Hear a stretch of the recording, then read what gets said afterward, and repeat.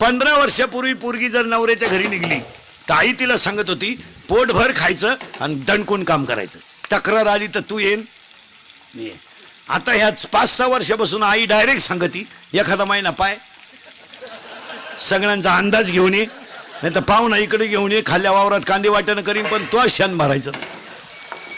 इतक्या घरी कीर्तनात बसलेली तुझ्या पोरीचा तुझा फक्त 4 दिवस फोन नाही, फक्त बोटवर कर. आजचं पाकिट देतो मी तुला, कर बोट. तुला काम नाही का काही दिवस? तिकडे मर ना, कांद्याचं रॉप चिंबट ना, दुसऱ्याची घर का आलं बिगडी ती. उठपळ पुरीला फोन, उठपळ पुरीला. बरं विचारी ती काय जीवली का, काय घालून गेलं, बोंबील भाजली खाती. आवळ्याचा बाजार नाही. आजपासून जर महिला मंडळ पुरीच्या घरी डोकं लावलं तो, तू का शेवाय लिहून घे. दिवाळी खात नाही तू, ले कशाने.